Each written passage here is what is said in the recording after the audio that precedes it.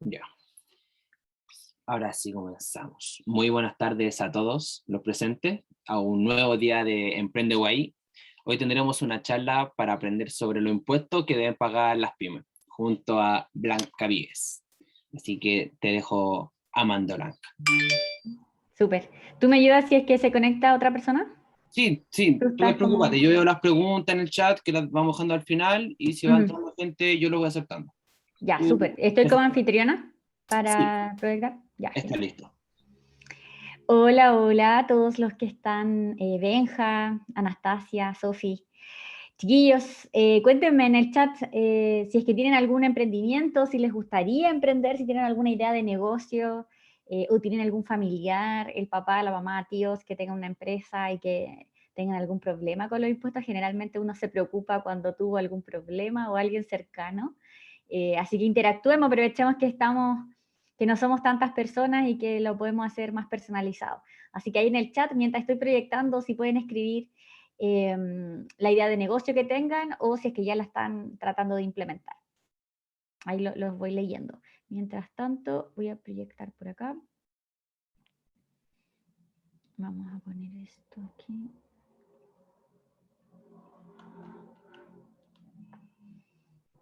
Y por acá.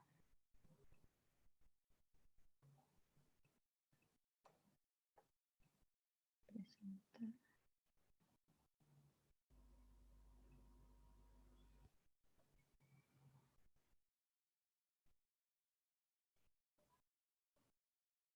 Listo. Creo que ahí se ve bien. ¿Se está viendo bien, Mati? ¿Lo ves? Mapa contable y tributario. Sí, ¿Sí? todo súper. Súper. Ya, chiquillos, a ver en el chat si se motivaron a contestar algo, porque a veces a la gente Mm, no le gusta interactuar tanto, pero yo me no. siento sola, así que Dale, yo te necesito respondo. que interactúen. Sí, dale. Ya, yo tengo un emprendimiento, producto ecológico. Productos ecológicos, qué bien. ¿Tienes Sí. Instagram? ¿Tienes tus redes Sí, sociales activas? Sí, ¿cómo te siempreco.rancagua. encontramos? Ahí sí, después nos quieren seguir. Eso, ahí en el chat lo puedes poner. Bueno, también a mí me pueden encontrar en redes sociales y ahí está mi presentación. Mi nombre es Blanca, yo soy contador auditor de la Universidad de Chile, fundadora de Potencia Empresas, una consultora que se ha dedicado particularmente a entregar educación a emprendedores que están en sus inicios y que necesitan como un refuerzo en esta área para no cometer errores. Y me pueden encontrar en mis redes sociales, principalmente en Blanquita Potencia, en Instagram y también en TikTok, donde aprovechamos esos canales para dar a conocer mucho contenido gratuito para ustedes. Así que, sin más preámbulos, comencemos. Espero que se vayan interiorizando en esto durante la clase. Vamos a estar, yo creo, como una hora conversando sobre estos temas. Y lo primero que voy a hablar va a ser sobre los conceptos básicos y por eso hablo del mapa contable y tributario, donde ahí hay dos impuestos muy importantes, donde vamos a hablar del manejo del IVA y de la operación renta, que implica el impuesto de primera categoría. Estos son los dos impuestos más importantes para las empresas en general, no solamente para las pymes, pero como las pymes estamos recién partiendo en este mundo, tenemos que conocerlo y interiorizarlo como parte de nosotros. Así que estos van a ser los temas que vamos a tratar ahora. Y en eso comentarles que el 98,5% de las empresas en Chile son pymes. Esto quiere decir que del universo completo, o sea, la torta se la lleva principalmente las pymes en el volumen de empresas. Sin embargo, en las ventas son las grandes empresas las que se llevan la mayor cantidad de las ventas que se producen en nuestro país. Lo mismo pasa con el empleo. Las pymes dan mucho empleo, sin embargo, también si lo comparamos con las ventas, no se relaciona. Ahora, ahí hablo de los datos de la operación renta del año 2018-2019, pero ocurre algo muy similar con el 2020 y el 2021 porque no ha variado demasiado, porque muchos emprendedores nacieron ahora con la sacada del 10%, muchos están emprendiendo con ese capital. Así que no, el universo de empresas sigue siendo el mismo. Ahora, en ese contexto, entremos de lleno a los conceptos básicos. Son cuatro que yo le llamo como las cuatro patitas de la mesa, donde hablamos de los números del negocio más allá de solamente de contabilidad, sino que estas cuatro patitas son clave para que un negocio esté sano, para que los números realmente valgan la pena y tú puedas continuar con tu negocio. Hay que evaluar estos cuatro indicadores. La primera, yo como contadora siempre lo nombro de los primeros, que es el área contable. Y la contabilidad, ¿qué es lo que significa? Principalmente es registrar los hechos que se van dando en tu negocio, ya sea compras, ventas, todos los gastos que necesitas como inversiones para poder comenzar con tu empresa. Y en ese sentido, tenés que registrarlos. Y por lo tanto, es historia. Entonces, contabilidad son hechos económicos pasados, son cosas que ocurrieron y que luego yo voy a registrar. ¿Ya? Probablemente si ustedes están estudiando y alguna carrera de negocios, en el área contable te van a hablar del libro diario, el libro mayor, el registro de compra, el registro de venta, pero son hechos que ocurrieron porque tú ya tienes un documento tributario para acreditar. O sea, a ti te pasan una factura y tú registras, te pasan una boleta y tú registras, pero eso ya lo compraste, ya vendiste, ya hiciste algún contrato, también los contratos se registran en la contabilidad, pero eso hecho pasado. El segundo punto, la segunda patita, es las finanzas en general. A veces, si yo hablo con emprendedores, me dicen, no, es que yo tuve problemas con mi contabilidad y eso lo asocian directamente a las finanzas. Pero eso no es así. Probablemente, ¿no? Si uno pasó por algún curso de negocios, te hablaron de finanzas como un curso en paralelo al curso de contabilidad, no se mezclan. Ahora, sí son complementarios. Porque las finanzas lo que tratamos de hacer es optimizar el futuro con recursos que siempre son limitados. Y digo siempre utilizando la palabra siempre, porque hasta las personas más ricas del mundo te podrían decir que no tienen dinero para estar derrochando, como despilfarrando en distintas cosas. O sea, todos quisiéramos tener una cantidad de dinero y sacarle el máximo retorno. Por lo tanto, esa optimización de los recursos lo hace el área de las finanzas. Pero, ¿quién puede tomar mejores decisiones para el futuro si es que tú no tienes una historia? Yo pongo aquí bien clarito que nadie, o sea, si tú perdiste el tiempo haciendo un trámite, y esto lo pongo como un hecho de la vida diaria, si fuiste, no sé, al registro civil y, no sé, llegaste a las 12 del día y viste tremenda fila, probablemente a la próxima vez que tengas que ir vas a ir más temprano, porque la última vez tuviste que pegarte esa tremenda fila para hacer un trámite. Y es porque uno genera una historia de algo que sucedió. Bueno, es lo mismo para el área de las finanzas, es que tú no vas a cometer el mismo error de haber comprado el mismo proveedor, de haberte enganchado en algún gasto que no necesitabas, pero para optimizar mejor el futuro hay que mirar la historia. Por lo tanto, la contabilidad le entrega como insumo al área de finanzas tomar mejores decisiones con historia que se haya generado y que está registrada. ¿Ya? Bien, tercer punto, la tributación. Y aquí es donde el concepto ya asusta. ¿Qué es tributar? ¿Qué es pagar impuestos? Y al final las personas tenemos miedo, en el fondo, a que nos cobren muchos impuestos sin siquiera haber vendido. Entonces, por eso muchos al principio parten de manera informal, pensando en que es la mejor manera de evadir esos impuestos, como escabullirse un poquito. Y el área tributaria en general, ¿de qué se encarga? Es porque el país tiene dos maneras de financiarse. Una es con deuda, es decir, el país se endeuda con otros países para poder tener gasto público, o simplemente le cobra impuestos y recauda ingresos a partir de estos impuestos de los mismos chilenos en general. ¿Y qué pasó, por ejemplo, ahora con el COVID? Necesitábamos inyectar dinero fácil para entregar ayudas del Estado a las personas que más lo necesitaban, pero hacer una política pública de un cambio de tributación, es decir, sacarle dinero a los que más tienen a través de los impuestos, es lento, porque ya se han tenido, por lo menos en Chile, se han hecho cambios tributarios desde Bachelet, desde el año 2014, Bachelet año 2016, después se hizo otra reforma con Piñera, ahora en el 2019, después del estallido social, y esto es la historia como a corto plazo que te estoy contando, porque en realidad siempre se han hecho reformas tributarias. O sea, un buen cambio tributario se hizo en el 2010, cuando fue el terremoto. Piñera lo hizo en ese momento, entonces no quiero como mencionar color político, sino que cada presidente en su momento siempre hace cambios tributarios porque necesita recaudar más para poder ejercer los cambios que quieren en sus políticas públicas. Y lo que se venía haciendo en Chile era disminuir la deuda que tiene nuestro país con otros países y tratar de recaudar lo que más se podía a través de reformas tributarias. Y por eso se habían hecho tantos cambios. Bueno, este año 2020, 2021, años pandemia, todo cambió. Y por eso es que ustedes pueden escuchar tanto en las noticias que se habla de la inflación, de las tasas de interés y todo, porque Chile ahora volvió a estar sumamente endeudado y no se puede seguir endeudando más. O sea, esa es como la premisa que todos los economistas hablan. Bien, pero ¿cómo le afecta esto a las pymes? Es porque tenemos que estar atentos a los dos impuestos más importantes, que son los dos impuestos más recaudadores del país, que es el IVA y el impuesto a la renta. ¿Ya? Y ahí yo les voy a hablar un poquito más sobre eso en un ratito más. Bien, me callo con ese punto. Continúo con el siguiente. La última parte, la última patita de la mesa. Control de gestión.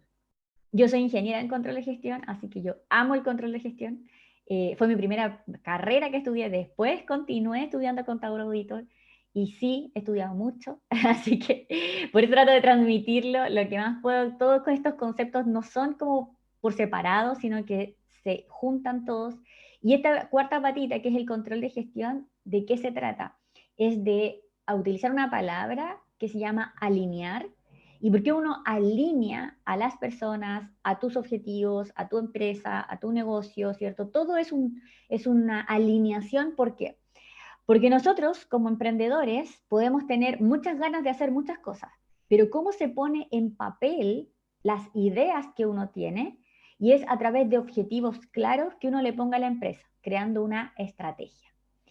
Y esa estrategia también tiene que ser compatible con los objetivos personales, y ahí hablo de las personas que trabajan dentro de un emprendimiento. Al principio, la mayoría de los emprendedores comenzamos solitos, o sea, es como que uno tuvo una idea, a veces fabrica, a veces comercializa, etc. Y ahí hay un tema que no mucho se habla, que es como este trade-off o la balanza entre la vida personal del emprendedor y la vida del negocio, propiamente tal. Y a mí me pasó que al principio sí dediqué mucho tiempo a sacar adelante mi emprendimiento, mi negocio, dediqué mucho tiempo. Y ahí estaba, como, ¿qué quiere hacer la Blanca como persona? No sé, viajar, algunas personas puedan, no sé, tener más tiempo con su familia, querrán estudiar, tendrán objetivos personales, pero que se contraponen a veces con los objetivos de la empresa, que es que crezca, que gane dinero, que la empresa tenga mayor utilidad, o si es sin fines de lucro, que tenga el mayor impacto social, etc.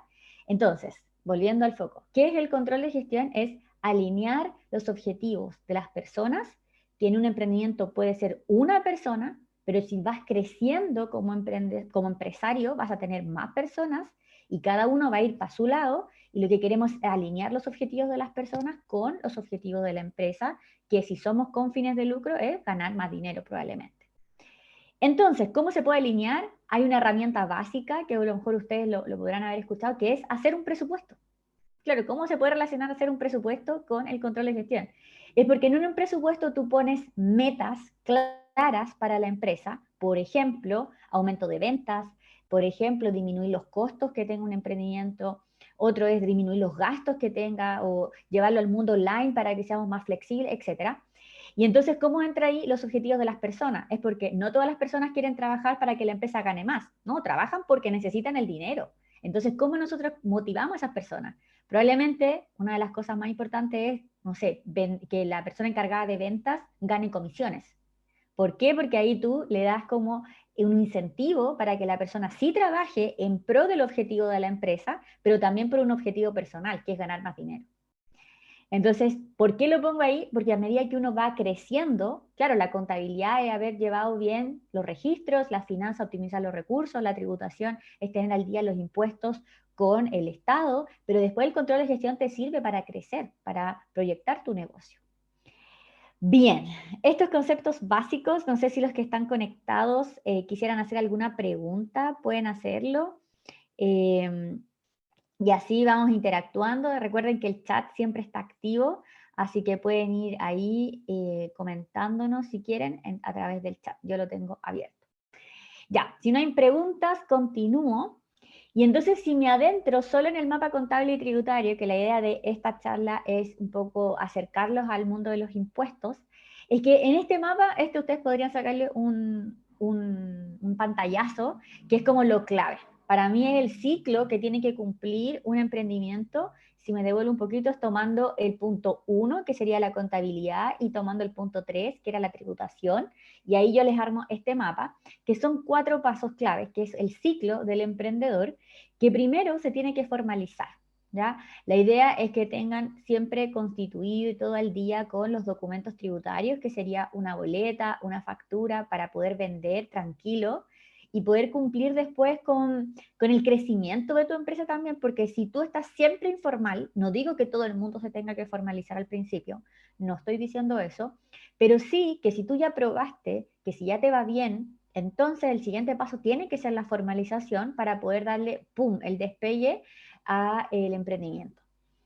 Y cuando ya te formalizas, la idea es que escojas una figura legal que te sea fácil para después manejarla y que por supuesto vaya en pro del crecimiento. Entonces, una forma fácil de hacerlo es a través del portal de empresa en un día, que este portal ayuda a los emprendedores a que realmente, si quisieran, por supuesto, y se ponen de cabeza, en un día pudiesen tener la formalización de su negocio. Es el portal Empresa en un día. Tienes que elegir una figura legal, una personalidad jurídica se llama. Y esto, lo ideal es que sea esta personalidad jurídica y no utilizar tu propio root. Es decir, yo, Blanca Vives, puedo tener mi propio root como persona, lo que sale en mi carnet, y con eso mismo yo formalizarme. A eso se le llama una persona natural con giro comercial.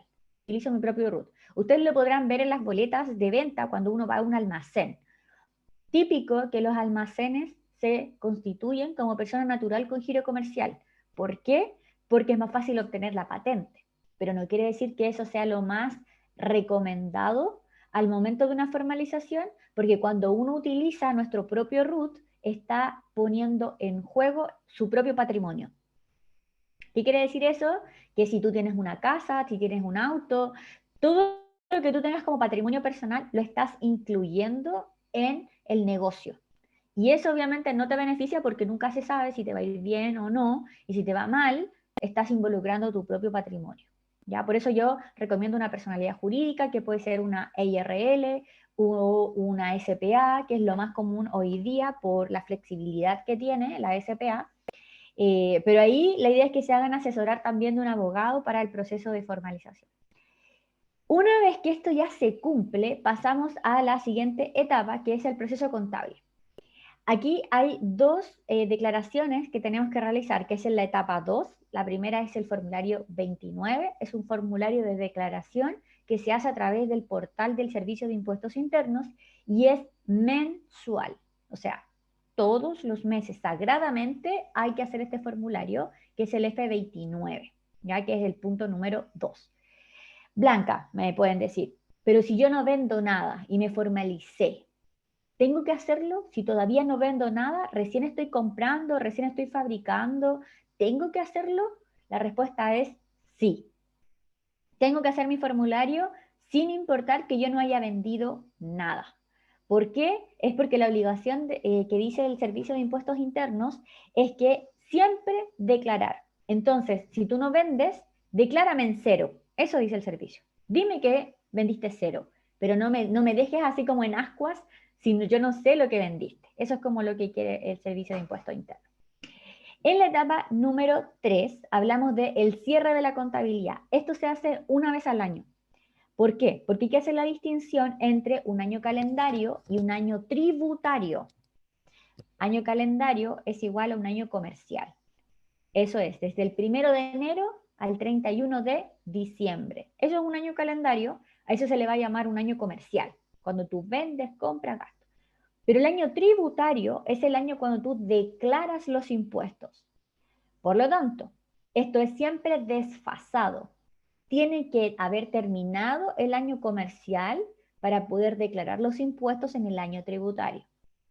Con un ejemplo, el año comercial 2021, que es el que estamos viviendo hoy día, año comercial, termina el 31 de diciembre. Pero yo voy a declarar los impuestos anuales en abril del año 2022, siempre un año después, en el abril siguiente. Entonces, año comercial 2021 corresponde a ser declarado en el año tributario 2022. ¿Ok? Ok, pero el cierre contable significa también hacer como un repaso de todos los libros contables que se tienen que haber llevado de manera mensual y después se hace un cierre con un reporte anual. Lo más común, el reporte anual que se va a utilizar es un balance, y ahí es cuando viene el balance anual. Eso es el cierre contable anual, ¿ya? Punto número 3. Y eso se va a utilizar para el pago de los impuestos en abril del próximo año, y eso sería la etapa 4, hacer la operación renta, donde yo tengo que declarar el impuesto de primera categoría en el formulario 22. Entonces, tributariamente, ¿cuáles son los dos formularios más importantes? El formulario 29, que está en la etapa 2, que es mensual, mientras que la operación renta, que está en el formulario 22, es el segundo formulario más importante donde declaro el impuesto a la renta. ¿Ya? Entonces, esto es como la foto, es lo más importante. Ahora, adentremos un poco en hablar de los dos impuestos, y en este caso estaríamos hablando primero de la etapa 2, que es cuando hablamos del formulario 29, porque ahí hablamos del impuesto IVA, que es el impuesto al valor agregado, ¿ya? Voy a dejar de proyectar esto, voy a proyectar como una pizarrita que tengo en mi iPad para explicar un poco mejor esta parte. Vamos a ponerlo acá. Ya. Y Y por mientras, para personas que Ujú. quieran indagar un poquito más sobre el primer paso aquí que mostró la Blanca, hay una charla que está grabada que le hicimos, o sea, la hicieron ayer, de cómo hacer la empresa en un día. Perfecto. O sea, estamos totalmente alineados. Sí, y justito la charla anterior. Claro. Así que si están viendo esto grabado después, vean la que está abajo.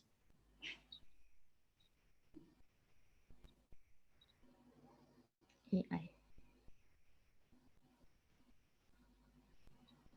Perfecto. Aquí está mi pizarrita. Ahí está. Ya, entonces, si nos adentramos en la etapa número 2, que era la etapa de la declaración mensual, tenemos que hablar del impuesto más importante, que es el IVA.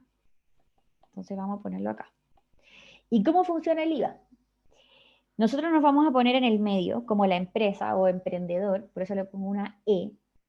Y nosotros lo que vamos a hacer es vender. Y viene la venta. Pero para nosotros vender, tenemos que haber comprado. Compras varias, porque pueden ser compras de gastos, compras, por supuesto que se tienen que utilizar documentos tributarios que lo acrediten, entonces va a ser boletas y facturas. Entonces yo como empresa estoy en el centro y tengo que vender, y yo voy a tener que vender con IVA. La mayoría de los productos, la mayoría de la comercialización en general es, es una actividad que se grava con el impuesto IVA.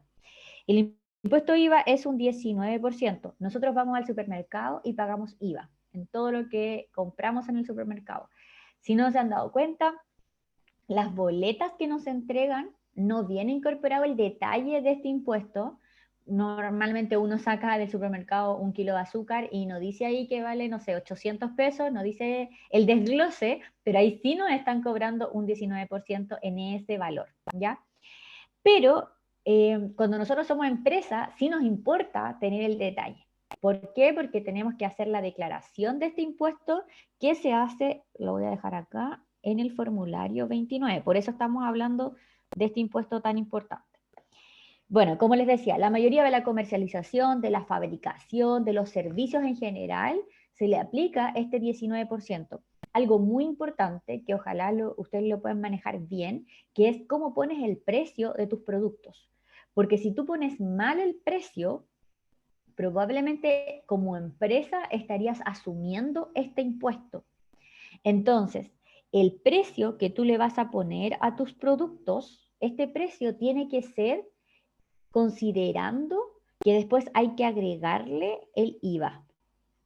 Entonces tu precio neto es donde tú le vas a incorporar la ganancia, por ejemplo, porque antes de pagar el impuesto o de incorporarlo, tú ya tienes que estar ganando dinero, porque después tú le agregas este 19% y en su totalidad se lo vas a tener que pagar al Estado, ¿ya? A través del formulario. Entonces después vendría como, vamos a ponerle como precio de venta, que es lo que realmente el público te tendría que pagar, precio venta.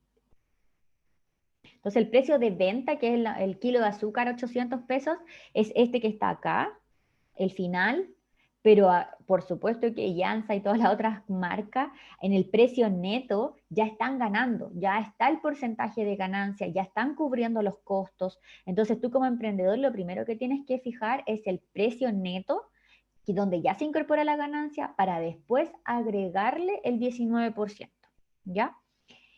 Yendo entonces al detalle del impuesto, yo vendo y yo compro, tal como estaba acá el monito que les hice, y en esa venta nosotros vamos a incorporar entonces el valor neto, el 19% y el valor bruto. Ese 19% se llama IVA débito. El IVA débito es el IVA relacionado a la venta, que es un 19%. El IVA de las compras también es un 19%, pero no se llama IVA débito, se llama IVA crédito. Entonces lo vamos a poner acá en las compras, también vamos a tener un valor neto, un 19%, pero esto se le va a llamar IVA crédito. Y también entonces el total es el bruto, ya que es lo que realmente pagas tú a tu proveedor. Entonces las compras a tu proveedor tú le pagas el bruto, pero tú ya estás teniendo a tu favor el IVA crédito. Cuando tú vendes a tu cliente final, también le incorporas el 19 y se llama IVA débito. ¿Cómo se calcula entonces el IVA que tengo que pagar al Estado a través del formulario 29? Es la diferencia entre, la diferencia que tenemos entre el IVA débito y el IVA crédito.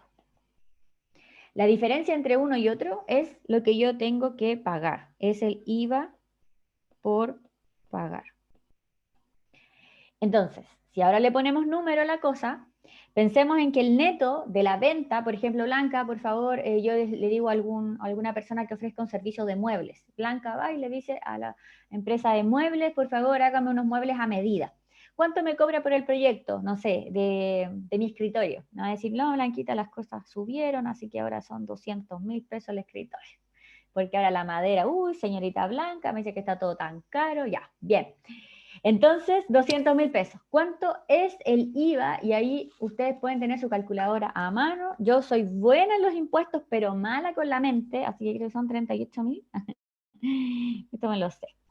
Y el total, entonces, 238 sería el total bruto. Entonces yo como clienta pagué a mi proveedor, que vendría siendo a la empresa donde yo compré, le pagué 238.000 pesos. Entonces don Pedro, don Carlos, que sea el caballero de los muebles, me va a decir, bien, recibió entonces 38.000 pesos de mi parte, pero él ¿con cuánto se va a quedar? Solamente con los 200.000, porque él tiene que guardar, el emprendedor, estos 38.000 esperando a el formulario 29. Pero el caballero, cuando hizo los muebles, también compró la madera. Entonces, cuando fue a comprar, compró y dijo, bueno, para hacerle el mueble a la señorita Blanca, tengo que comprar tanta madera. Ya, le salió 100.000 pesos. 19.000 sería el IVA de lo que pagó.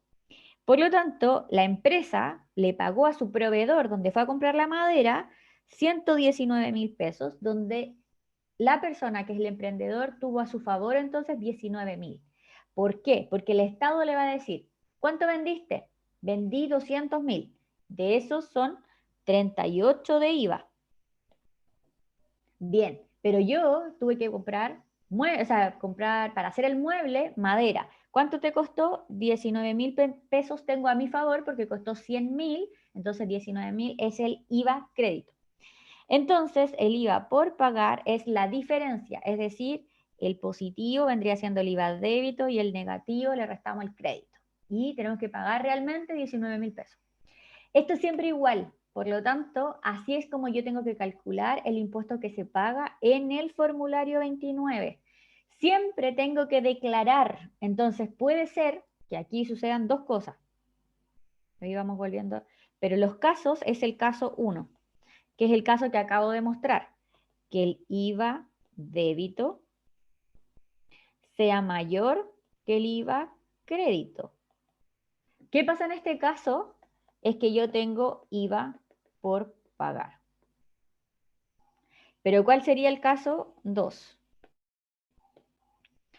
Que yo tenga IVA débito menor que el IVA crédito. O dicho de otra manera, que el IVA crédito sea mayor que el IVA débito. Si el IVA crédito es mayor que el IVA débito, quiere decir que las compras fueron mayores que las ventas. ¿Cuándo pasa eso? Cuando yo estoy recién partiendo. ¿Por qué? Porque obviamente si yo fabrico muebles, el caballero hubiese tenido en stock, hubiese tenido harto por el cual, harta madera, por el cual solo después tiene que fabricar. Entonces ya había comprado harta madera, ya se había estoqueado, como se dice. Entonces, si compró para estoquearse y después está vendiendo, entonces esto sucede mucho al principio. Pero ¿a quién más le sucede esto? Por ejemplo, a una paquetería, un almacén, una ferretería, porque obvio, porque nadie va a entrar a la ferretería si no tienen inventario. Por lo tanto, la ferretería tuvo que haber comprado mucho inventario antes de salir a vender. Ya, cuando sucede esto, se llama remanente de IVA. Es decir, no tengo que pagar IVA, pero tengo IVA remanente para cuando yo tenga que vender, y tengo ahí esperando este IVA remanente, que es el IVA crédito, para que yo lo pueda utilizar en el momento en que yo venda mis productos, ¿ya? Blanca, Estos dos casos, sí, dale, antes de que sigue con el otro caso, hay una sí, pregunta del José. Dice, hola, en el ya, caso 2 igual podemos, o sea, igual debemos hacer el F29. exacto, muy buena pregunta, sí o sí hay que hacerlo. Y es muy importante hacerlo y sobre todo cuando las compras son mayores que las ventas. Y usted me pregunta por qué. Es demasiado importante porque alguien que está invirtiendo ahora en comprar y todavía no vende, tiene que guardar este IVA remanente porque va a llegar un momento en que sí, solo te vas a dedicar a vender, entonces te va a pasar lo de acá, que era el primer caso. ¿Y qué pasa en este caso? Cuando existe IVA remanente. ¿Qué hubiese pasado? Voy a ponerlo acá como una continuación. Aquí. La continuación sería, si yo tengo IVA débito, después tengo el crédito, el IVA crédito, y si hubiese tenido remanente, por ejemplo, tenía entonces que pagar 38.000, tengo IVA crédito del mes que son 19.000, y si yo tenía IVA remanente guardadito de antes, por ejemplo, voy a inventar una cifra, 50.000, que viene arrastrándose de los otros meses, yo solo podría haber usado este remanente ahora si es que hubiese tenido mis declaraciones anteriores al día. Si yo no tenía mis declaraciones anteriores al día, o sea, todas declaradas, yo en este mes, donde sí necesitaba el remanente, no lo hubiese podido utilizar. ¿Ya? Entonces, ¿qué pasa en este caso? Que todo esto se suma, porque son todos, lo que tengo que pagar, esto es lo que tengo a mi favor, ¿cierto? Entonces se suma y serían 69.000 pesos a mi favor, le descuento los 38 y si se dan cuenta serían 69 menos los 38, me quedarían a mi favor todavía 31.000 pesos, porque traigo el remanente más el crédito del mes que corresponde, me dan 69 de crédito en general, y a eso le resto los 38, que es lo que tengo que pagar, y finalmente sigo dejando remanente para el mes siguiente y no tuve que pagar nada, nada de IVA. Y eso es solamente por haber acumulado el IVA de las compras anteriores. Ahora, voy a hacer igual majadera lo voy a seguir repitiendo esto, es que una buena empresa, digo una empresa rentable, está en el primer caso, es decir, que pague IVA. ¿Por qué? Porque esto sería que las ventas siempre sean mayores que las compras. Que eso es lo normal. Nadie hace negocios para comprar mucho, invertir mucho y después no vender nada. Si no, ¿para qué tener una empresa? Entonces créanme que cuando el fisco quiere fiscalizar, fiscaliza a las que están en el caso 2, a las que tienen remanente constantemente. ¿Por qué? Porque dice el fisco, ¿y por qué compra tanto y no vende? ¿Por qué vende poco? Entonces uno tiene que empezar a tener el inventario bien cuadradito y decir, no, pues yo tengo remanente, pero porque aquí está mi inventario. Aquí está, no sé, la ferretería, dice aquí, mira, si tú entras, sacas fotos y todo esto es plata, o sea, todo esto es lo que yo he invertido durante todo el tiempo. Entonces, una empresa que tenga remanente es porque tiene inventario. Si la empresa tiene remanente y no tiene inventario, el fisco presume que tú no estás declarando todas tus ventas y estás evadiendo impuestos. ¿Ok? Entonces, el que tiene remanente es porque tiene el inventario, tiene la materia prima comprada, etcétera. ¿Ya? Voy a cerrar acá que mi equipo todavía está trabajando en llamas, parece, y están hablando. Así que vamos a cerrar al tiro. Sí, creo que les va quedando claro. La idea es que puedan hacer preguntas. No sé si alguien más habrá hablado en el chat. Ahí. No, creo que Ya. no, en el chat Ya, no. ya, Pero yo súper. tengo una. Ya, dale.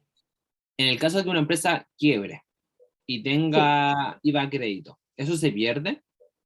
No, se puede utilizar para para el pago de otros impuestos, que es como para el término de giro, porque el término de giro también implica el pago del impuesto de término de giro, pero eso es cuando ya el negocio está cerrando y se puede utilizar para eso. Y en el caso de que ya no tengas como que pagar el impuesto, que ya está todo cubierto y te sobra plata, entonces sí, ahí se devuelve, pero solo haciendo el trámite del término de giro. No Mm. por simplemente como uno dice, uy, ya dejé de hacer. No, es todo un trámite, es todo un proceso de término de giro. Ya, y el IVA a crédito no se, si se puede decir como se vence. Por ejemplo, si yo quiero No, pagar mis operaciones por 2 años, en 2 años no. más adelante puedo ocuparlo. Puedes ocuparlo y puedes arrastrarlo, o sea, se va arrastrando todos los meses. Pero sí o sí tienes que haber hecho las declaraciones, porque a veces pasa que la persona dice, no, es que me está yendo tan mal, por ejemplo, pasó con la pandemia, y dejó la empresa agotada, o sea, literalmente no vendió, no compró, no hizo nada, pero tampoco declaró. Entonces, ese IVA que quedó ahí estancado y como no declaró, después se pierde. Porque las declaraciones, cuando ya empezáis a tener más movimiento y dejáis una laguna de declaraciones, ahí hay un problema grave. ¿Por qué? Porque te revisan después todo el remanente. O sea, no digo que se pierde para siempre, sino que hay que ir a hacer un proceso de fiscalización para que te reintegren tu remanente y te lo reintegren para poder seguir ocupándolo. De lo contrario, ahí sí se pierde, si tú no haces el proceso de reintegro en el servicio de impuestos internos. ¿Ya? Bien, eso sería respecto de este impuesto que se declara en el formulario 29. Esto se declara de manera mensual, con todas tus ventas mensuales. Ventas que parten desde el 01 del mes, perdón que sea tan como específica, pero terminan no sé, depende del mes, pero si es febrero, 28-29, y lo normal sería el 30 o 31 del mes. Pero estas ventas se tienen que declarar en el mes siguiente. Entonces declaro en el mes siguiente. Ahora voy a poner un ejemplo. Es decir, si yo tengo ventas en el mes que estamos hoy día, que es octubre, cuando yo lo voy a declarar, se declara en el formulario que se declara en noviembre.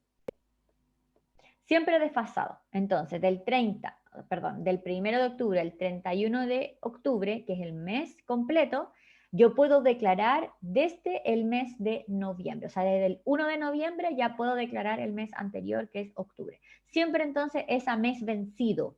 Me venció y después puedo declarar. Bueno, ¿por qué lo menciono? Porque a veces clientes me llamaban, me decían, Blanquita, me voy de vacaciones, ¿podemos dejar listo el formulario si no voy a tener ventas? Me decían, no voy a hacer más servicio, etcétera. Y yo decía, no, pues no puede ser, porque no es cuando uno quiera, hay un proceso de declaración. Y esto es así, vence el mes y yo puedo declarar, ¿ya? Bien, pero no es cualquier fecha, vence en el mes siguiente hasta el 20 del mes si es que yo soy facturador electrónico. Si yo pago el IVA a través de un formulario en la caja de un banco, solo tendría hasta el día 12 de cada mes. Pero si yo puedo pagar mi formulario por internet, porque tengo mi clave, porque estoy acostumbrado a hacer pagos por internet, puedes pagar hasta el 20 del mes siguiente. ¿Ya? Bien. Entonces, volviendo a la presentación, para que no nos perdamos del foco, vamos a proyectar por acá, por acá.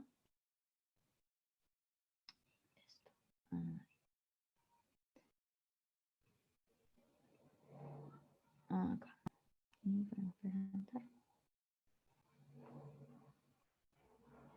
Bien. Entonces, esto se declara en el proceso contable, que es la etapa 2, donde ahí hablamos de la declaración del IVA. ¿Y qué declaramos? Para que ustedes también lo vean acá, son los documentos de venta, documentos, boletas, facturas, todos los comprobantes electrónicos, que ahora la mayoría estamos emprendiendo, pero también lo estamos haciendo de manera online. Yo creo que ustedes van a tener también capacitaciones, sobre todo de publicidad online, de todo lo que es vender a través de un carrito de compra en una página web, publicidad online, todo eso se debe declarar en la contabilidad y por supuesto tributariamente a través del formulario 29. Así que nada de esto se obvia, todo está relacionado. ¿Y qué tenemos como documento de venta que hoy día son electrónicos? Es la factura electrónica, la boleta electrónica y el comprobante de pago, ¿ya? La factura y la boleta se puede hacer a través del portal del Servicio de Impuestos Internos o a través de la aplicación que se puede utilizar el teléfono para hacerlo. La única debilidad que yo veo del formulario, o sea, perdón, del uso de estas aplicaciones gratuitas es el hecho de que no son conectados con tu página web de manera automática. ¿Qué quiere decir eso? Que yo no puedo conectar mi página y después que se emite el documento electrónico como si lo hace, por ejemplo, el portal de Falabella, por decir un retail conocido. O sea, tú compras en Falabella, te compras, no sé, una bolerita y automáticamente a la boleta te llega tu correo electrónico. Eso es un documento tributario automático. Eso no es así si tú tienes un portal online para vender tu página web, alguien te compró, no sé, vendes planta, te compró una planta, y si tú no conectas un sistema pagado para la automatización, tú no podrías conectar tu página con el servicio gratuito del Servicio de Impuestos Internos, sino que hay que pagar a una empresa externa, ¿ya? Eso yo creo que es una gran debilidad, pero si tú vendes, no sé, solamente por redes sociales o el boca a boca o en realidad entregas servicios, esto igual es funcional, funciona súper bien, gratuitamente, pero no es automático, ¿ya? ¿Qué más? Mencionar el tercero, que es el comprobante de pago electrónico. Este comprobante en realidad no es una boleta, no es un documento tributario. ¿Qué sí es un documento tributario y que sí se confunde? Es el voucher que sale de la máquina de Transbank. Ese voucher que sale de la máquina de Transbank es constitutivo de venta y es un documento tributario, es boleta. Pero cuando uno compra por internet y te aparece así, este es comprobante de pago de Transbank, pero por internet, eso no es boleta. Simplemente comprueba que salió la plata de tu cuenta del banco y se la entregó a esta empresa y hubo una transacción. Pero eso no es la boleta. Entonces, por eso el comercio, el emprendedor, debería igualmente emitir su boleta, ¿ya? Sobre todo por las ventas que son por internet, en ese caso, ¿ya?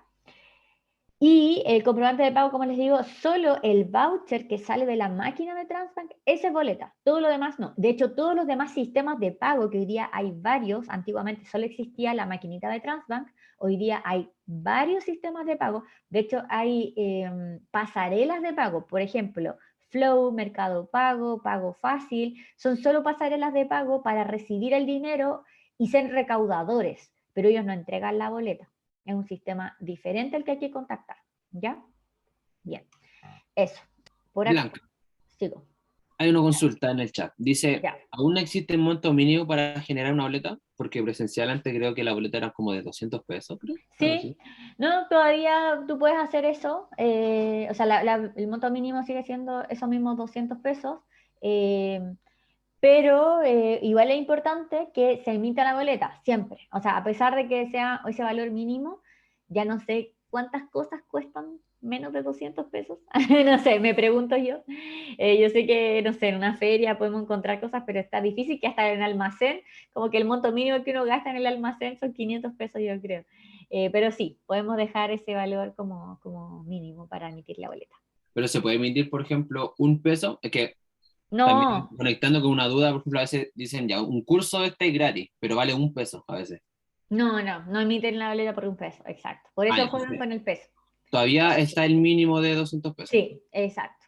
Lo mismo para cuando tú haces como una guía de despacho para despachar, también hay que ponerle precio. Entonces normalmente le ponen como un 10 más el IVA y queda como un valor de 12. Claro, eso sigue siendo mínimo.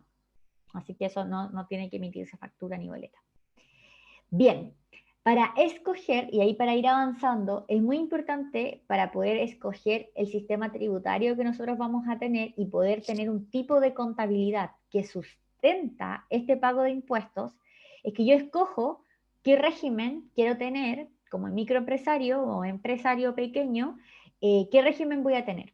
Hasta el año 2019 y con vigencia desde el 1 de enero del año 2020, teníamos distintos sistemas tributarios hasta el 2019, que fue el estallido social, y se crean nuevos régimen tributario de vigencia desde el 2020. O sea, esto fue demasiado rápido, encuentro yo, porque el estallido social habrá sido, bueno, todos mencionaron el 18 de octubre, pero esto ya venía como unas semanas antes, pero estalló en ese momento.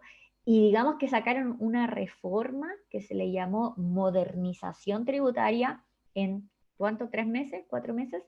Con vigencia desde el 1 de enero del año 2020, o sea, desde el año pasado.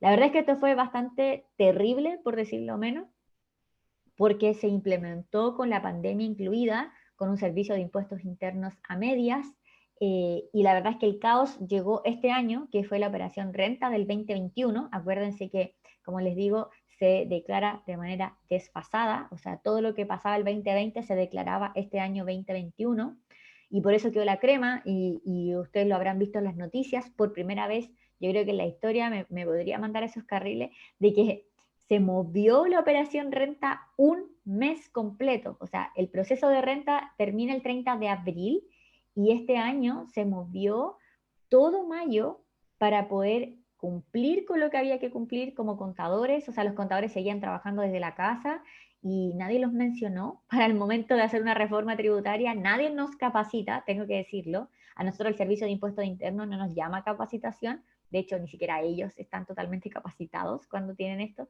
Entonces, es muy terrible, la verdad, cuando hay reforma sobre reforma.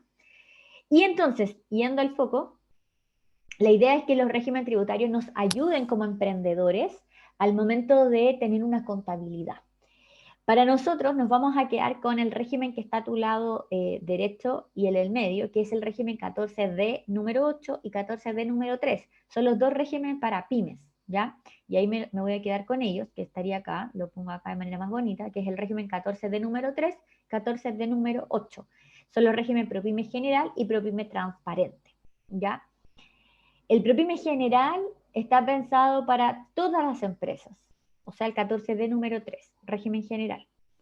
Y algunas podemos optar a hacer un régimen transparente, el D número 8, y tener una contabilidad simplificada. Entonces, cuando se habla de qué tipo de contabilidad tienes, también están haciendo alusión al tipo de régimen tributario que se escogió. Si están viendo esta charla después de la charla de formalización, está perfecto, porque cuando uno se formaliza, inmediatamente tiene que escoger el régimen tributario. Tú vas a escoger máximo, te dan un plazo de 2 meses, o sea, de 60 días, para escoger el régimen tributario y por ende el tipo de contabilidad que vas a llevar. De lo contrario, el Servicio de Impuestos Internos va a escoger por ti. Es decir, siempre, siempre, siempre, si tú no escoges como emprendedor, es el Servicio de Impuestos Internos el que te va a entregar un régimen. ¿Y cuál te entrega? El 14D número 3, que es el régimen general. ¿Ya? Ahora, si me quedo con esos dos, acá tenemos los impuestos más importantes. ¿Ya? ¿Y dónde está la diferencia entre un régimen y el otro régimen? Acá, en el pago del impuesto a la renta específicamente en el impuesto, que es el impuesto de primera categoría, que es acá, el que está impuesto a las utilidades empresariales, podríamos decir que es el impuesto de primera categoría. ¿Cuál es la diferencia principal? Es que si yo me voy acá, el 14D número 8, que es el régimen transparente, tiene el gran beneficio de no pagar el impuesto de primera categoría, que es el impuesto a la renta. Póngalo en grande, pégueselo en la frente, como quiera, pero el gran beneficio que tiene hoy día la pyme, que está en un régimen de transparencia, 14D número 8, es que no paga el impuesto de primera categoría, ¿ya? Eso es un gran beneficio que se implementó el año pasado, que ya existía en el régimen anterior, pero era opcional. Ahora es por defecto, o sea, automáticamente ese beneficio existe. Por otra parte, está el régimen general 14 de número 3. Me pueden decir, Blanca, entonces, ¿de qué sirve que tengamos dos regímenes ProPyme? El ProPyme general te obliga a llevar una contabilidad completa. No tienes la opción de escoger el pago de primera categoría, sí o sí hay que pagarlo, pero igualmente tiene el beneficio de llevar contabilidad simplificada. ¿Ok? Ese es el régimen general 14 de número 3. Puede llevar contabilidad simplificada de manera opcional, pero sí o sí hay que pagar el impuesto de primera categoría. ¿Ya? Entonces tenemos las dos opciones. El transparente por defecto, o sea, sí o sí tiene contabilidad simplificada y sí o sí tiene el beneficio de no pagar el impuesto de primera categoría. Por otro lado, entonces de nuevo resumo, el ProPyme general tiene la opción de llevar contabilidad simplificada porque si no, por defecto, sí o sí es contabilidad completa. Y sí o sí tiene que pagar el impuesto de primera categoría. ¿Ya? Ahí están las dos diferencias principales. Ahí están los dos impuestos. Y entonces, ¿qué tipo de contabilidad tienen que llevar? Dependiendo del régimen. El transparente tendrá que llevar la contabilidad simplificada por defecto. ¿Y qué significa eso? Es que lleva dos libros de contabilidad. Libro de caja y registro de compras y de ventas, que es un registro online. Estas dos cosas, estos dos libros contables, son obligatorios y se deben llevar por la empresa o por el contador, como quieran. Ya no es obligatorio tener un contador cuando tienes contabilidad simplificada. Yo no pienso que se prescinda del profesional, sin embargo, tú tienes que como emprendedor conocer cuáles son los libros que tienes que llevar, así que por eso es importante que lo tengas ahí. Ahora, si me voy al lado derecho, al ProPyme general, está el 14 de número 3 y por defecto lleva contabilidad completa. Y eso significa que es llevar completamente la contabilidad con todos estos libros contables y finalmente cada año hacer un balance tributario de 8 columnas. Y por supuesto cumplir con todo esto que son todas las declaraciones mensuales y anuales. Ahí está la gran diferencia entonces en el tipo de contabilidad y en el pago del impuesto de primera categoría. ¿Ya? Bien, ahí está, bueno, se me repitió documentos electrónicos, ¿por qué están doble? Ahí está. Espérenme, que ahora quiero explicarles en qué consiste este régimen de contabilidad completa, en realidad, con el pago del impuesto de primera categoría. Vamos a poner la pizarrita.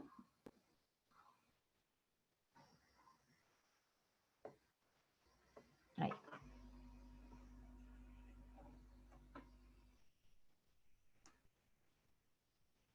Ya, entonces, si nos corresponde pagar el impuesto de primera categoría, vamos a ponerlo acá, impuesto de primera categoría, que es anual y se declara en el formulario 22, ¿ya? ¿Cómo funciona este impuesto de primera categoría? De manera muy simple, porque obviamente estoy tratando de ir con peras y manzanas, porque todo esto está en la ley, son páginas y páginas que habría que leer, pero estamos tratando de simplificar esto.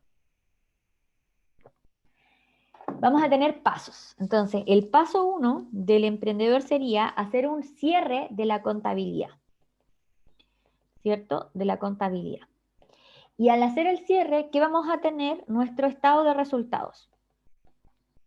Ese estado de resultados de su manera más simplificada, tendríamos todos los ingresos netos sin considerar el IVA, ¿ya? Todos los ingresos netos. Le descontamos todos los costos y le descontamos todos los gastos, ¿ya? Y esto le vamos a poner números, 20 millones, por ejemplo, si vendí durante todo el año, tengo unos costos, por ejemplo, de 5 millones y otros gastos, no sé, de 3. Por lo tanto, voy a tener un resultado. Este resultado puede ser positivo o negativo, ¿cierto? Dependiendo de esta resta. Si es positivo, le llamamos utilidad. Si es negativo, le llamamos pérdida, ¿ya? Y en este caso, del caso que tenemos acá en la pantalla, tenemos 20 millones menos 8, y eso vamos a tener 12 millones de ganancia, o sea, de utilidad. ¿Ya? Hasta ahí vamos bien con el paso 1. O sea, nosotros todos deberíamos hacer un cierre anual. El paso 2, vamos a ponerlo por acá, el paso 2, significa que yo tengo que calcular el impuesto. ¿Cuánto es el impuesto? Vamos a poner impuesto, perdón. Esto es impuesto de primera categoría, que es el que está acá arriba del título, por eso es la IDPC, significa impuesto de primera categoría, que para el año 2021, 2022 y 2023, para el 14D número 3, que es el régimen que paga el impuesto de primera categoría para pymes, es de un 10%, por eso menciono los años, 2021, 2022 y 2023, porque fue una ley que se sacó rápidamente el año pasado cuando la pandemia nos estaba ahogando, y la idea fue reducir el impuesto que era originalmente de un 25%, pero se redujo a 10%. ¿Aplicado a qué? En palabras simples, es a la renta líquida imponible. No quiero entrar en conceptos tan técnicos, pero viene siendo esto. Aplicar a la utilidad del negocio, a los 12 millones, y se multiplica por el 10% y obtengo el impuesto. En este caso, 1.200.000 pesos. Eso sería el impuesto de primera categoría, ¿ya? Vamos a ir marcando aquí estas cositas para que sea el título. Paso 2, el cálculo del impuesto. Y entonces el impuesto de primera categoría para este caso sería 1.200.000 pesos, ¿ya? Pero acá algo que mencionar es que yo todos los meses en el formulario 29, en este formulario mensual donde yo les dije que declarábamos el IVA, también se declara un ahorro que es obligatorio, que se declara en el formulario 29, que es mensual, respecto de las ventas. Es un ahorro que se llama PPM. Este ahorro se declara en el formulario, lo vamos a poner acá, 29, o sea, ya se declaró al momento del cierre contable, porque ya terminó el año, por lo tanto yo todos los meses ya fui guardando platita, y está haciendo hoy del 0,1% obligación de todos mis formularios, de todas mis ventas en todos los formularios 29, o sea, el 0,1%. Como estoy hablando de que estos ingresos son anuales, los que estoy poniendo acá, los 20 millones, igual voy a calcular el 0,1% de los 20 millones y eso serían 20.000 pesos, si no me equivoco. Si la mente rápida que tengo, tan fácil, no me falla, serían 20.000 pesos. O sea, ese sería el ahorro anual, en este caso, por 20 millones. Si se dan cuenta, es realmente muy poquito lo que se obliga a pagar como ahorro. Pero ¿para qué se usa y por qué les estoy hablando de esto? Porque si el impuesto de primera categoría es de 1.200.000, yo todos los meses tuve que haber pagado un PPM obligatorio, que en este caso son 20.000 pesos que se ahorraron.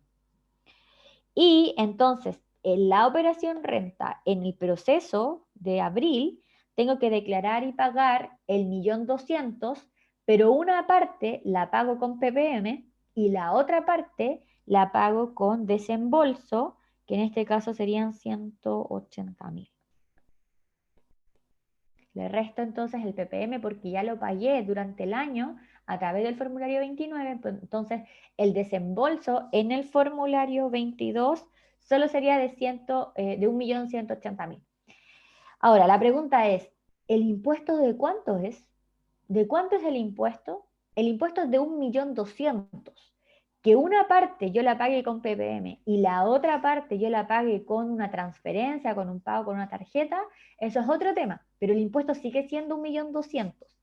Ahora, hay personas que en el PPM hacen un PPM voluntario y de manera optativa aumentan ese porcentaje chiquitito que ahí aparece que el 0,1% y le ponen un 1% o un 2% o un 3%, de tal manera de que tú todos los meses vayas ahorrando más PPM para que cuando llegue el proceso de renta no te duela tanto y el desembolso sea menor. Pero el impuesto sigue siendo el mismo, el impuesto sigue siendo 1.200.000 pesos en este caso, ¿ya? En este caso, para estos números, para este emprendedor, ¿ya? Bien, paso número 3, en el proceso del pago del impuesto a la renta, vendría siendo paso 3, hacer las declaraciones juradas. ¿Qué es esto?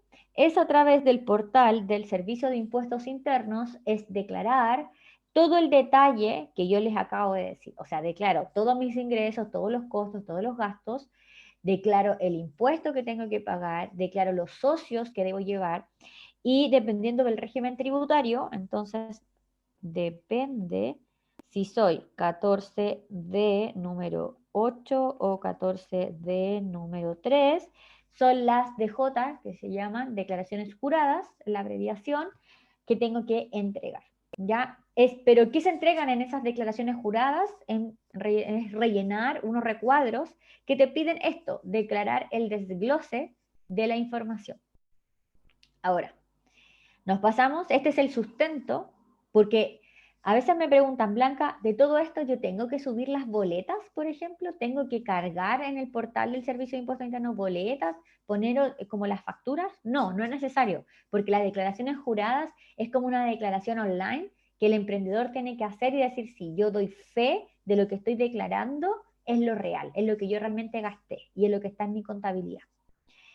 Finalmente, el paso 4, ¿ya? Es hacer el formulario 22 y pagar el impuesto de primera categoría, ¿ya? Ahí estarían como los 4 pasos de un proceso de renta para declarar el formulario 22. Entonces, en el formulario 22, principalmente, solo declaro el impuesto y pago.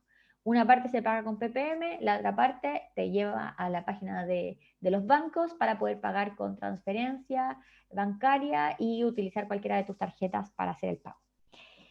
Y entonces este proceso después se cierra con un siguiente paso, que no, yo no lo nombro como paso de la empresa, sino que ya es un quinto paso, pero este paso 5 es la declaración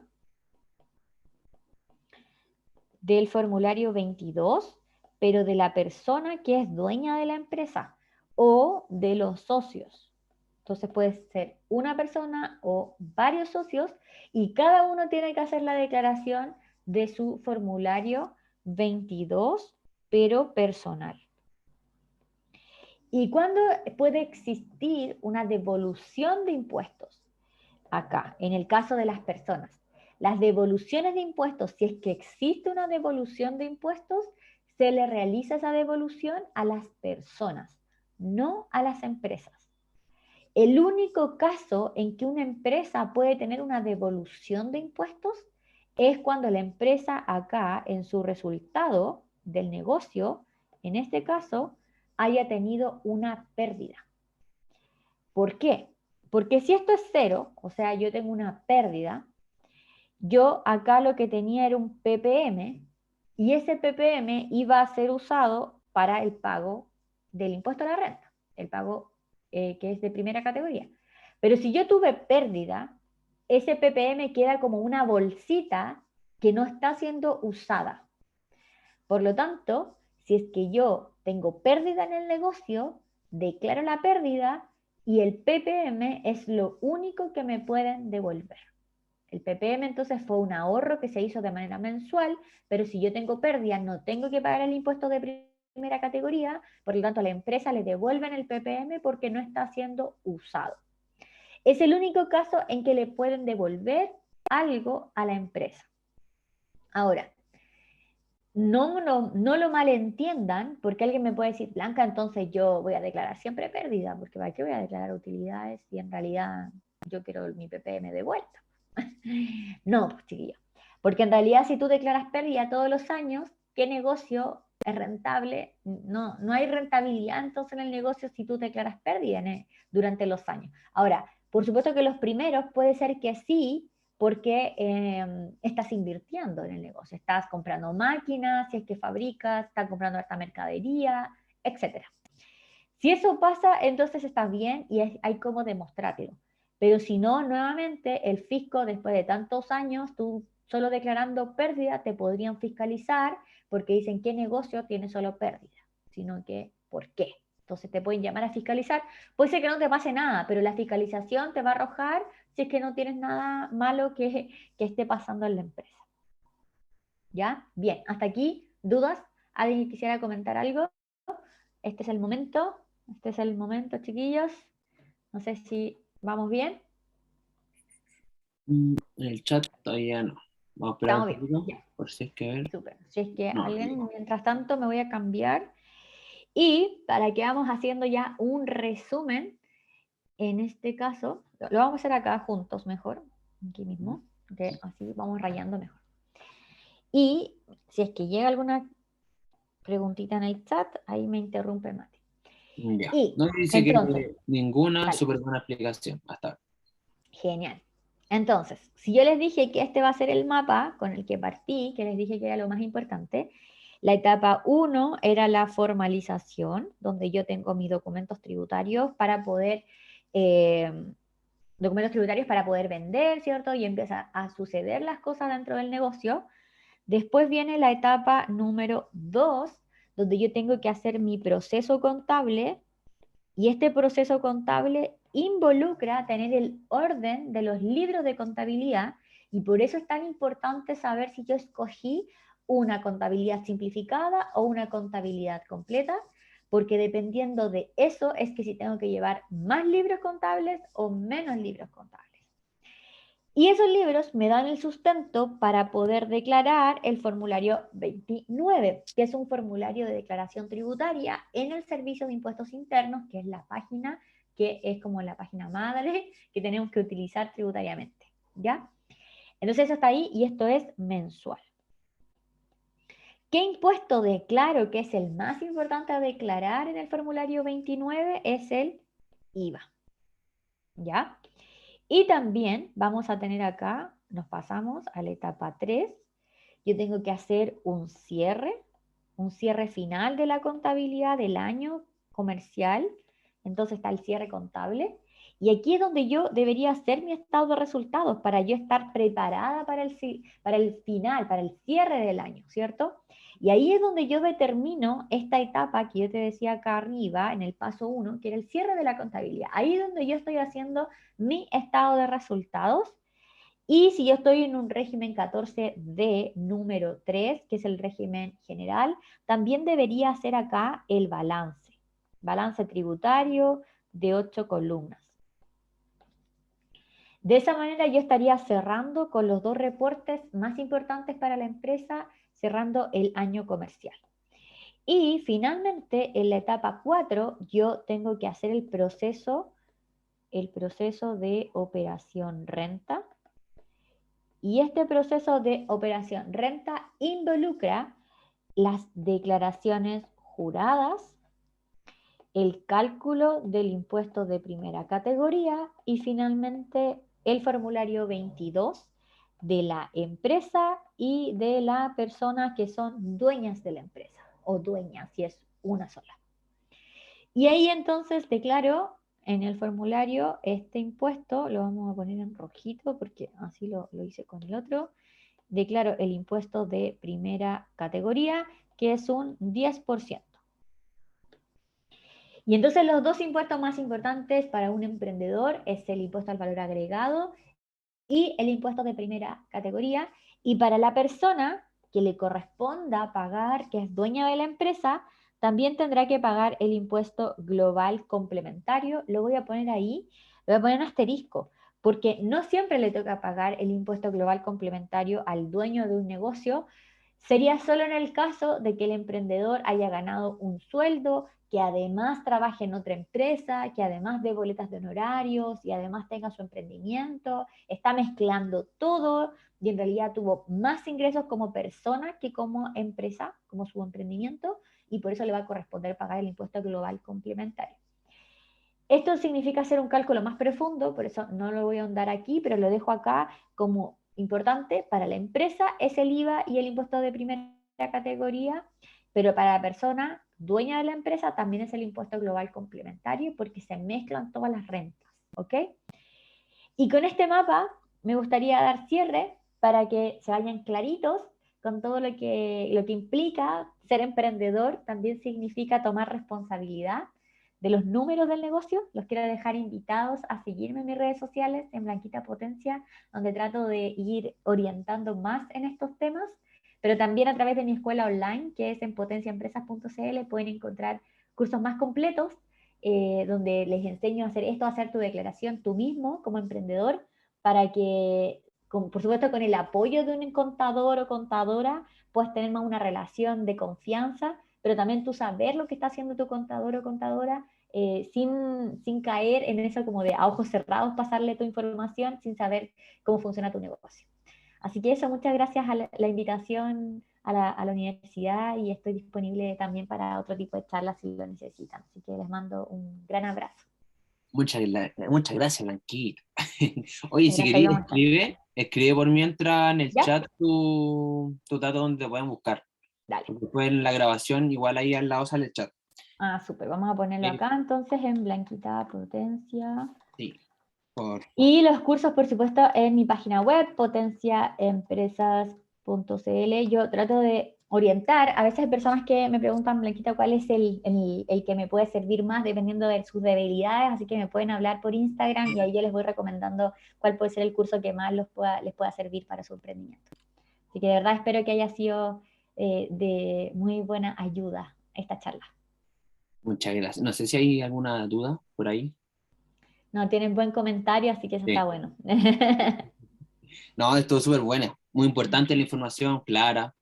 El PPT también estaba muy lindo y con ánimo.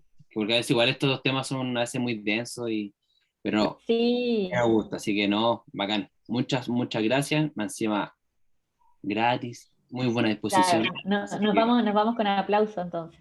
sí, ahí la están aplaudiendo.